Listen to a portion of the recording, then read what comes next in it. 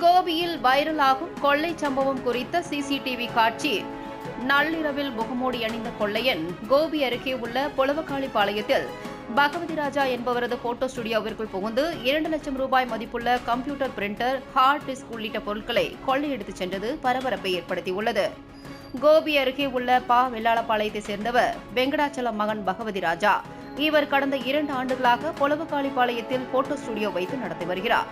நேற்று இரவு வழக்கம் போல் வேலை முடிந்த பிறகு பகவதி ராஜா ஸ்டுடியோவை பூட்டிவிட்டு வீட்டிற்கு சென்று விட்டார். இன்று காலை வழக்கம் போல் ஸ்டுடியோவிற்கு வந்தபோது கடையில் போடப்பட்டிருந்த பூட்டு கழற்றப்பட்ட நிலையில் இருப்பது கண்டு அதிர்ச்சியடைந்தார்.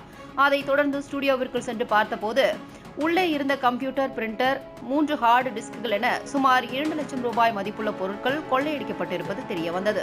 அதைத் தொடர்ந்து ஸ்டுடியோவில் பொருத்தப்பட்டிருந்த சிசிடிவி கேமரா பதிவுகளை பார்த்தபோது நள்ளிரவில் முகமூடி அணிந்த கொள்ளையன் ஸ்டுடியோ பூட்டை திறந்து உள்ளே சென்று செல்போனில் உள்ள டார்ச் வெளிச்சத்தில் கம்ப்யூட்டர், பிரிண்டர், ஹார்ட் டிஸ்கை திருடிச் செல்வது பதிவாகியிருந்தது. இதனால் அதிர்ச்சியடைந்த பகவதி ராஜா இது குறித்து கோபி போலீசாருக்கு தகவல் தெரிவித்தார். அதன் அடிப்படையில் சம்பவ இடத்திற்கு சென்ற போலீசார் கொள்ளை சம்பவம் குறித்து விசாரணை நடத்தி வருகின்றனர். வினாடி நேரத்தில் பூட்டை திறந்து உள்ளே சென்று கொள்ளையடித்திருப்பதால் தொழில்முறை கொள்ளையனாக இருக்கலாம் என்பதால் போலீசார் சிசிடிவி கேமரா பதிவுகளை வைத்து கொள்ளையனை தேடி வருகின்றனர்.